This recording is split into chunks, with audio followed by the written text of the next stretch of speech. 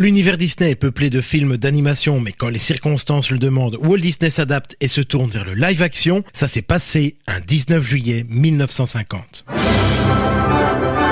Ça s'est passé en... Disney dans l'histoire. Nicolas Descamps, Corinne Ernaud, sur DLRP.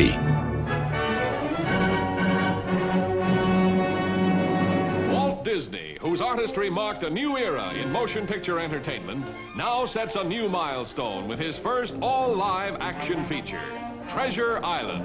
Bonjour Corinne, la date vers laquelle nous allons remonter aujourd'hui est une preuve de l'extraordinaire sens de l'adaptation de Walt Disney, quelles que soient les circonstances. Bonjour Nicolas, 19 juillet 1950, c'est effectivement une date à retenir dans l'univers Disney puisqu'elle marque l'arrivée d'un film qui a une place bien particulière dans l'histoire du 7e art, mais surtout dans celle des studios de Disney. C'est celle de la sortie de L'île au trésor. Il s'agit d'une œuvre très importante, même si elle est un peu oubliée par le grand public d'aujourd'hui. Mais pourquoi ce film est-il si important dans l'histoire de Disney ? L'île au trésor, c'est un film sorti donc en 1950 qui marquera un tournant majeur dans l'histoire des studios Disney parce qu'il est le tout premier film en prise de vue réelle produit par Walt Disney. Jusque-là, on le sait, Disney était exclusivement tourné vers l'animation. On pense bien sûr à Blanche-Neige et les 7 nains, Pinocchio ou encore Cendrillon qui sort également en 1950. Avec L'île au trésor, Disney franchit un cap, se lance dans le cinéma live-action et commence ainsi à diversifier sa production. C'est une première tentative de se positionner comme un studio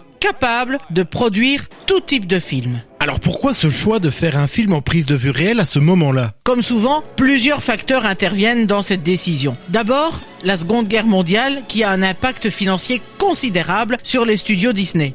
Beaucoup de leurs marchés internationaux, notamment en Europe, ont été fermés pendant le conflit. Très naturellement, une fois la guerre terminée, Disney tente de reconstituer ses finances. Mais l'Angleterre a décrété une loi interdisant de rapatrier les recettes des films à l'étranger. Donc, Disney ne peut pas sortir d'argent du Royaume-Uni. Exactement, et c'est ce qu'on appelle les fonds bloqués. Walt va alors trouver une solution astucieuse. Utiliser cet argent pour produire des films directement en Angleterre. Mais aucun animateur à disposition au Royaume-Uni. C'est ce qu'il décidera à produire des films live. C'est dans ce contexte que L'île au trésor sera tournée entièrement au Royaume-Uni avec une équipe britannique. L'île au trésor sera le premier du genre, mais il y en aura 3 autres, Robin des Bois et ses joyeux compagnons, La Rose et l'épée et Échec au roi. 3 films qui tomberont dans l'oubli, seule L'île au trésor résistera. Et l'aventure des live-action se poursuivra ensuite aux États-Unis avec des films d'aventure tels que 20 000 lieues sous les mers ou Les Robinsons des mers du Sud. Alors l'histoire du film n'est pas un récit original, elle est basée sur une adaptation du roman de Robert Louis Stevenson, c'est bien ça ? Tout à fait, c'est un grand classique de la littérature d'aventure qui naît d'une idée de Stevenson d'une carte secrète comme base d'une histoire de trésor caché afin d'amuser son beau-fils de 12 ans Lloyd Osborne. De 1881 à 1882, le roman est d'abord publié en feuilleton dans le magazine pour enfants Young Folks sous le titre L'île au trésor ou La mutinerie de l'Hispaniola, sous le pseudonyme de Capitaine George North. Le texte remanié sera ensuite publié pour la première fois en livre le 14 novembre 1883. Cette œuvre, fondatrice du genre pirate, raconte l'histoire du jeune Jim Hawkins qui découvre une carte au trésor et embarque pour une aventure en mer où il rencontrera le fameux Long John Silver, un personnage devenu archétypal du pirate à jambes de bois. Et est-ce que Disney a modifié l'histoire pour le film comme il le fait souvent ? Eh bien, assez peu en fait. L'adaptation reste relativement fidèle à l'esprit du roman. Il y a quelques ajustements bien sûr, mais on reconnaît parfaitement le récit original. Le personnage de Long John Silver notamment, qui est interprété par l'acteur britannique Robert Newton, va littéralement redéfinir la figure du pirate au cinéma. Alors là, j'avoue, pour le coup, je n'ai pas tout compris, est-ce que tu peux m'en dire plus ? Eh bien, Newton va inventer l'accent pirate. Son célèbre « Arr » et le rythme des paroles d'un pirate, eh bien c'est lui. L'acteur vient du West Country anglais, une région dont l'accent était associé aux marins. Newton s'en est inspiré pour créer une voix inoubliable. Aujourd'hui encore, c'est le modèle que les acteurs utilisent pour incarner des pirates, notamment dans les parcs à thème ou les dessins animés. C'est dire l'impact culturel de cette performance. Alors un film tourné en Angleterre avec une équipe britannique et des acteurs tous issus du Royaume-Uni également. Presque tous. Le jeune Jim Hawkins est campé par Bobby Driscoll, l'enfant fétiche des studios que l'on avait déjà vu entre autres dans La Mélodie du Sud. Un choix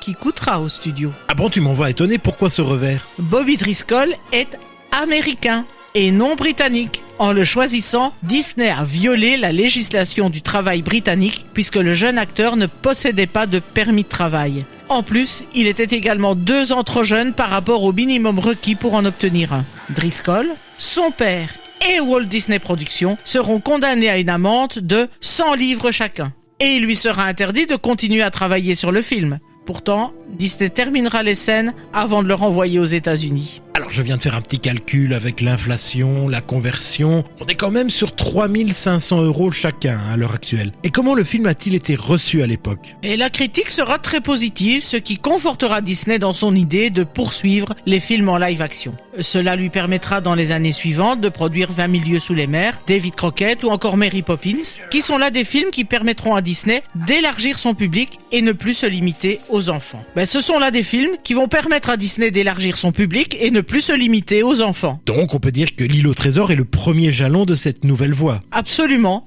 C'est aussi, on le disait, un film qui a posé les bases de beaucoup de codes visuels du genre pirate au cinéma. Bien avant Pirates des Caraïbes, la jambe de bois, le perroquet sur l'épaule, le trésor enfoui, le code d'honneur pirate, tous ces éléments sont présents. Puis il y a aussi la question morale. Long John Silver est un anti-héros, ambigu, à la fois mentor et traître. C'est complexe et inhabituel pour l'époque. Et est-ce que techniquement le film était ambitieux? Incontestablement, oui. Pour l'époque, les décors sont impressionnants, notamment le galion qui fut reconstitué avec beaucoup de soin. Disney a mis le paquet sur les costumes, les effets de la mer. Ils ont aussi utilisé de vrais navires filmés en mer, ce qui représentait un véritable défi technique. Et les scènes d'action comme l'abordage, les duels, ont été tournés avec un grand réalisme. Alors on peut supposer qu'en tant que film pionnier, Walt Disney s'est beaucoup investi dans ce film. Ah oui, il a suivi de très près la production, même à distance. C'était un projet très personnel parce qu'il voulait montrer que Disney n'était pas cantonné à l'animation pour enfants. Walt ne voulait pas rester enfermé dans un seul genre. Il rêvait de faire de son studio une major à part entière.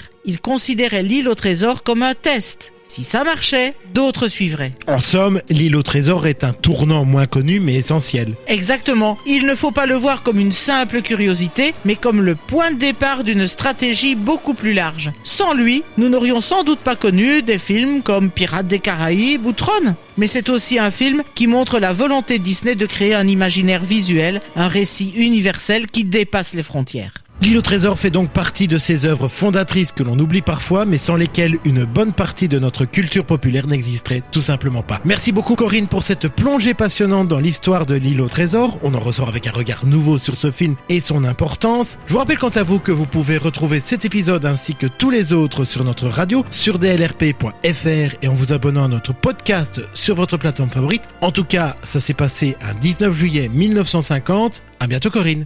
À bientôt Nicolas. Rendez-vous samedi prochain pour un nouvel épisode de Ça s'est passé en sur DLRP.